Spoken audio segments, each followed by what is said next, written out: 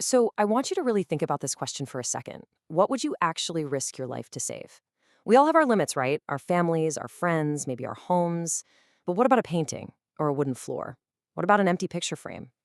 Today, we're looking at a story that completely pushes the boundaries of human endurance. It really asks us to consider what happens when a group of totally ordinary people decides that the preservation of human culture is worth freezing, starving, and ultimately dying for. The source text we're diving into today describes these events as, and I quote, a testament to the lengths humans will go to protect culture and history against total annihilation. And we really are looking at just an unparalleled level of dedication here. This isn't just a story about a building. It's a story about the absolutely staggering resilience of the human spirit when faced with complete and total darkness. Welcome to today's Explainer. We are exploring the highly cinematic, deeply personal, and frankly just unbelievable true story of the Siege of Leningrad and the fierce defenders of the State Hermitage Museum. As we go through this, I really want you to try and put yourself in their shoes. Imagine the physical and the mental toll. This is a journey into one of the absolute darkest chapters of the 20th century, lit only by the courage of a few desperate, starving curators. Section 1. A masterpiece in peril. Okay, so every great story has an inciting incident, and ours begins with a truly terrifying realization. When Nazi Germany invaded, the director of the Hermitage, Joseph Orbeli, immediately understood the catastrophic crisis at hand. He realized that the museum's priceless collection, which literally represented centuries of human artistic achievement, was in mortal, immediate danger of just being erased from existence.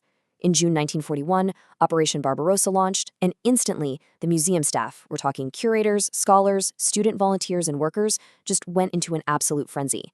Working day and night without sleep throughout that whole summer of 1941, they somehow managed to pack over 1 million objects into crates. These were loaded onto trains bound for Sverdlovsk in the Ural Mountains. But then, the timeline hits a massive wall. On September 8, 1941, German forces sever the last land routes into Leningrad. The trap just shuts. The city is completely sealed. And here's the grim reality of that moment. The final scheduled train, loaded with even more masterpieces, was just sitting on the tracks. But time ran out. It couldn't leave. So, exhausted and terrified, the staff had to haul all of those massive, heavy crates right back into the museum. They placed them alongside the millions of other items, the heavy classical statues and the empty picture frames that they simply couldn't evacuate in time. The art was trapped, and so were they. Section 2. The blockade begins. This is exactly where the narrative shifts from a frantic rescue mission to just a brutal, grinding reality of survival. The Grand Museum, a pinnacle of human architecture and beauty, is about to transform into a literal war zone. The blockade they were trapped in lasted for 900 days. Try to actually wrap your head around that number for a second. That is nearly 2.5 years of relentless fear, isolation, and starvation, completely cut off from the rest of the world. And to put that into perspective, before the siege, the Winter Palace was a modern marvel of opulence, complete with centuries of art, heat, electricity, and running water. But as the blockade tightened, it took direct hits from artillery shells and incendiary bombs. The physical transformation is just devastating. Roofs were completely shattered, windows were blown out by the shockwaves, interior pipes burst everywhere. This massive, opulent palace complex was left entirely without heat, electricity, or running water, plunged into pitch-black darkness. Section 3. Life in the Cellars. Now, with the upper floors totally destroyed and exposed to the elements, hundreds of people, the remaining staff members, their surviving families, and the military personnel assigned to guard the complex, had absolutely no choice but to seek refuge underground.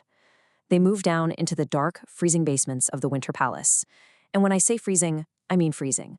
-40 degrees Celsius. Imagine living in a damp, pitch-black cellar while punishing winter temperatures plunge to -40 degrees. There is no heat. The windows above are gone. That cold wasn't just uncomfortable. It was a lethal, creeping enemy that they had to live with 24 hours a day. Their daily survival was a constant, visceral peril. Their living quarters were incredibly damp and completely devoid of light. For drinking water, they had to actually trudge out and melt snow. Their food was reduced to rationing these microscopic scraps of bread. But here's the absolute craziest, most fascinating detail to me. Despite the starvation, despite the freezing cold, and despite the continuous bombardment from above, the staff maintained a strict routine. They flat out refused to let the chaos outside dictate their humanity inside. Section 4, Defending Civilization's Soul.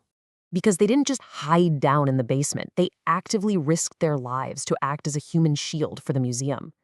Their terrifying everyday protocol required teams to patrol those vast, freezing galleries day and night. When German incendiary bombs crashed through the shattered roofs, they didn't run away. They raced toward them. They would grab these burning explosive devices with tongs, or unbelievably with their bare hands, and they'd hurl them out the blown-out windows or smother them in sand. All of this immense, raw courage was required just to stop the bombs from torching the historic wooden flooring and the art that remained.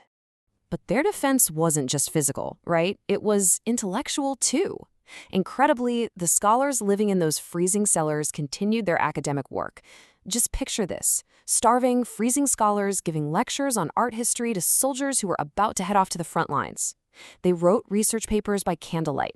They walked the echoing, hoarfrost-covered halls of the palace just to ensure the remaining objects were untouched.